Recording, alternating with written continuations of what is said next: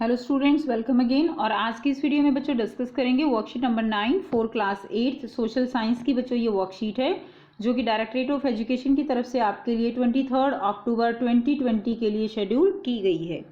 इसमें हमारा आज का टॉपिक क्या है? इंडियन कॉन्स्टिट्यूशन की फीचर्स 2, यानी सेकेंड पार्ट है ये इंडियन कॉन्स्टिट्यूशन का। Now let's start. System of parliamentary governance. The constitution of India gives all its citizen the right to vote. तो हमारा जो कॉन्स्टिट्यूशन है बच्चों इंडिया का, वो हर एक सिटीजन को वोट जो है वो वोट डालना उसका क्या है? राइट है। और ये जो कॉन्स्टिट्यूशन है हमारा, ये राइट हमें प्रोवाइड करता है। The members of the constituent assembly felt that the freedom struggle has made the Indian people eligible to exercise adult suffrage. यानी जो कॉन्स्टिट्यूएंट असेंबली के, यानी जिन्होंने कॉन्स्टिट्यूशन लिखा, उस असेंबली के जो भी मेंबर्स थे उन्होंने ऐसा फील किया कि हमारा जो फ्रीडम स्ट्रगल है उसने जो लोग हैं इंडियन पीपल, उनको एक तरह से इतना एलिजिबल कर दिया है कि हम एडल्ट जो हमारा सफरेज है उसका हम यूज़ कर सकें। यानी जो हम वोट डालने का जो हमारा राइट है उसको हम यूज़ कर सकते हैं। यानी लोगों को ये राइट दे देना चाहिए। They believe that this would encourage democratic thinking. उनको विश्वास था कि ये क्या करेगा, ये डेमोक्रेटिक थिंकिंग को इंक्रीज करेगा। ठीक है, यानी जो एक कॉमन लोकतांत्रिक सोच होती है, डेमोक्रेटिक थिंकिंग, उसको ये क्या करेगा, उनको ये इंक्रीज करेगा। And methods and at the same time the factors of inequality based on difference of caste, religion, gender etcetera could also be broken. और इसके साथ साथ अगर ऐसा किया जाता है तो इससे एक तो डेमोक्रेटिक थिंकिंग इंक्रीज होगी, वो एनकरेज होगी। दूसरा, जो इनइक्वलिटी है लोगों में, कास्ट को लेकर, रिलीजन को लेकर, ठीक है, जो उसके बेस पे फर्क किया जाता है, इनइक्वलिटी है, उसको भी ये ब्रेक करेगा। Now in universal suffrage the public has the right to choose a representative for himself without any discrimination. तो इसमें क्या है, यूनिवर्सल सफरेज में कि जो लोग हैं उनका राइट है कि वो अपने लिए एक रिप्रेजेंटेटिव को सेलेक्ट करते हैं विदाउट एनी डिस्क्रिमिनेशन, बिना किसी डिस्क्रिमिनेशन के। And representative are accountable to the public. और जो रिप्रेजेंटेटिव हैं उनकी अकाउंटेबिलिटी है पब्लिक की तरफ, ठीक है ना, यानी उनकी जवाबदेही बनती है क्योंकि उन्होंने उनको चुना है। इन this way the system of parliamentary governance become the system of governance of people. इस तरह से क्या होता है कि जो पार्लियामेंट्री गवर्नेंस है, यानी जिस तरह से हम अपनी गवर्नमेंट बनाते हैं, हम क्या करते हैं, हम लाइक एमपीज एमएलएज चुनते हैं, उसके बाद वो जो रिप्रेजेंटेटिव हैं हमारे, वो क्या है, गवर्नमेंट चला रहे हैं। यानी इनडायरेक्टली हम ही गवर्नमेंट चला रहे हैं क्योंकि हमने ही उन लोगों को सेलेक्ट करके बाय इलेक्शन आगे उनको भेजा है। उदाहरण के लिए बेटा, फॉर एग्जाम्पल आप ले सकते हो, जैसे जो है प्राइम मिनिस्टर हैं, तो प्राइम मिनिस्टर का जो इलेक्शन है वो एक तरह से जो रिप्रेजेंटेटिव हैं जिनको वोट के द्वारा हमने ही उनको सेलेक्ट किया है, इलेक्ट किया है, और फिर उनसे जो है क्या है, प्राइम मिनिस्टर जो है उनका सिलेक्शन हुआ है। यानी वो जो गवर्नमेंट चला रहे हैं एक तरह से, वो गवर्नमेंट यानी एक तरह से कौन चला रही है, पब्लिक जो है उसको गवर्न कर रही है। अब देखिए यहाँ पर division of powers. According to the constitution there are 3 parts of the state: legislature, executive and judiciary. तो जो कॉन्स्टिट्यूशन है उसके अकॉर्डिंग जो पावर्स हैं किसी भी स्टेट की, उसको जो है 3 पावर्स में डिवाइड किया गया है। एक लेजिस्लेचर है, ठीक है, एग्जीक्यूटिव एंड जुडिशरी। तो लेजिस्लेचर क्या है?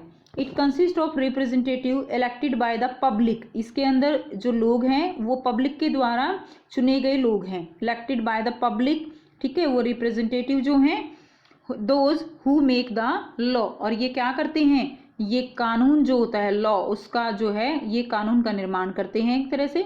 अब देखिए, जो भी नए जो लॉ बनते हैं वो सब कहाँ पर बनते हैं, वो सभी लेजिस्लेचर में बनते हैं।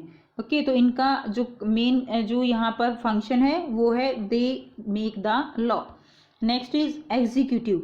एग्जीक्यूट का मतलब क्या है कि जो लॉ बन गए हैं उसको एग्जीक्यूट कराना है, उसको एक तरह से लागू करवाना है, तो वो क्या है, execution. The executive looks after the implementation of laws and running the government. और वो लॉज जो बने हैं उनको गवर्न कराना है, उनको इम्प्लीमेंट कराना है। ओके, एक तरह से ये क्या है, जो भी जो लॉज हैं या गवर्नमेंट जो रन कर रही है, गवर्नमेंट जो काम कर रही है, शासन जो चल रहा है, ठीक है, वो इन लोगों के थ्रू ही होता है, जिसको हम क्या कहते हैं, एग्जीक्यूटिव। नेक्स्ट देखिए जुडिशरी। जुडिशरी यानी सिस्टम ऑफ जस्टिस, ठीक है, न्यायपालिका जिसको हम कहते हैं। Its function is to interpret the law correctly. इसका काम क्या है कि जो लॉ बने हैं उनका ठीक तरह से वो यूज़ किए जा रहे हैं या नहीं किए जा रहे हैं, वो काम कौन देखेगा, वो काम जुडिशरी जो है करेगी। यानी यहाँ पर लेजिस्लेचर यानी जो विधायिका है उसका काम है लॉ का निर्माण करना, एग्जीक्यूटिव यानी जो कार्यपालिका है उसका काम है उन लॉ को जो है इम्प्लीमेंट करवाना, और जुडिशरी का काम क्या है कि जो ये लॉ इम्प्लीमेंट हो रहे हैं वो प्रॉपर हो रहे हैं या नहीं हो रहे हैं। तो सिस्टम ऑफ जस्टिस जो है वो जुडिशरी का काम है। नेक्स्ट देखिए, to prevent the misuse of power by any branch of the state, a provision has been made that the powers of all these organs will be different from each other। अब एक power जो इनको दी गई है उसका misuse ना हो, इसके लिए एक प्रोविज़न किया गया है जिसमें इन तीनों जो पार्ट हैं इनकी आप कह सकते हो पावर्स हैं, जो तीनों ऑर्गन हैं इनकी पावर्स को डिस्ट्रीब्यूट कर दिया गया है। इनकी पावर एक दूसरे से क्या है, डिफरेंट है। On the basis of the sharing of power each limb rests on the other limb and thus there is a balance of power between the three limb। यानी हर एक जो ऑर्गन है, हर एक जो लिम्ब है इसका, यानी पार्ट, 3 पार्ट है, ठीक है, तो एग्जीक्यूटिव है, लेजिस्लेचर है एंड जुडिशरी है। तो जो 3 पार्ट हैं ये एक दूसरे के ऊपर डिपेंड है, बिल्कुल इंडिपेंडेंट रूप से कोई भी कार्य नहीं कर सकता, यानी अपनी मनमानी यहाँ पर कोई भी नहीं कर सकता, ना एग्जीक्यूटिव कर सकता है, ना लेजिस्लेचर कर सकता है और ना ही जुडिशरी अपनी मनमानी कर सकती है।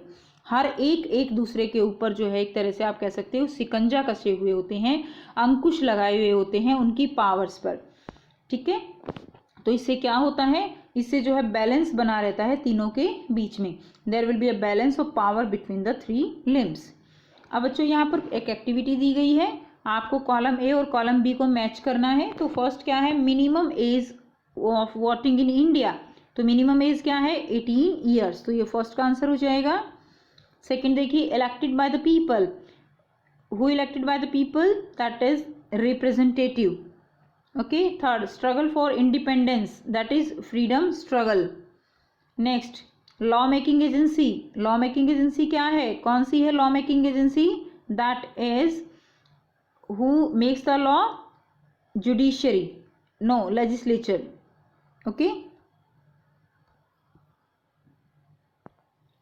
Now activity, match the column A with column B. Minimum age of voting in India 18 years, elected by the people, representative, struggle for independence, that is struggle for independence, freedom struggle, law making agency, law कौन बनाता है, legislature, law enforcing agency, जो law बने हैं उनको एक तरह से लागू करवाने का काम कौन करेगा, executive, ओके, कौन करेगा, executive। And the agency which interpret the law and give justice, justice कौन देगा, जुडिशरी।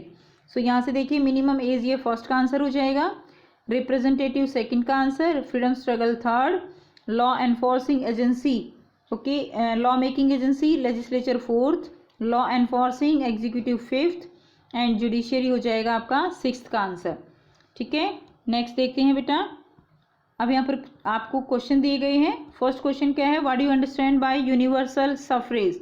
यूनिवर्सल सफरेज क्या होता है, देखिए यहाँ पे आपको डेफिनेशन गिवन है, यहीं से आप करेंगे। In universal suffrage the public has the right to choose a representative for himself without any discrimination and representative are accountable to the public. In this way the system of parliamentary governance become the system of governance for the people. तो ये आपका first का answer हो जाएगा। Next second का answer देखिए, parliamentary system of governance is a system of public governance, कि जो पार्लियामेंट्री सिस्टम है वो एक तरह से पब्लिक का ही गवर्नेंस है, ऐसा ये पार्लियामेंट्री सिस्टम है। तो आप इसका आंसर कैसे लिखेंगे, तो बेटा आप इसका आंसर लिखेंगे, in parliamentary system of governance the people has the right to choose their own representative himself, कि जो पार्लियामेंट्री सिस्टम है उसमें लोग जो है उनके पास राइट है अपना रिप्रेजेंटेटिव खुद चुनने के लिए, विदाउट एनी डिस्क्रिमिनेशन, यहाँ से स्टार्ट करेंगे बेटा, आगे कंटिन्यू करेंगे, विदाउट एनी डिस्क्रिमिनेशन, बिना किसी भेदभाव के, and representatives are accountable to the public. In this way, the system of parliamentary governance become the system of governance of the people. Okay? इस तरह से जब हम अपना रिप्रेजेंटेटिव चुन के, और जो गवर्नमेंट जो चला रहे हैं वो हमारे ही रिप्रेजेंटेटिव हैं, तो इसीलिए ये सिस्टम जो है गवर्नेंस ऑफ द पीपल का सिस्टम बन जाता है. नेक्स्ट क्वेश्चन देखिए, क्वेश्चन थर्ड क्या है, what are the main parts of the state, what is their importance. तो main part of the state क्या है, these are the three main part of the state, legislature, executive and judiciary. and what are the function, तो function हमने यहाँ से समझ लिए हैं, इनका क्या function है, ये आप यहाँ से आंसर जो है थर्ड का लिखेंगे. नेक्स्ट क्वेश्चन देखिए, question number 4, explain sharing of power. तो शेयरिंग ऑफ पावर क्या है, sharing of power is the provision in which the powers of legislature, executive and judiciary will be different from each other. Okay, तीनों की power जो है वो अलग होंगी. On the basis of this sharing of power each limb rest on the other limb and दस there is a balance of power between the three limbs. हर एक लिम्ब जो है वो दूसरे के ऊपर डिपेंड रहता है, एंड इस तरह से क्या है कि तीनों के बीच में बैलेंस जो है वो बना रहता है, and that is known as the sharing of power. तो ये थी बच्चों आपकी आज की वर्कशीट. आई होप बेटा आपको वर्कशीट क्लियर है. कोई भी प्रॉब्लम है तो आप कमेंट करके पूछ सकते हो. वीडियो कैसी लगी जरूर बताइए, अच्छी लगी तो लाइक शेयर जरूर कर दीजिए, चैनल को सब्सक्राइब कीजिए एंड हमें सपोर्ट कीजिए. So thanks for watching, have a nice day.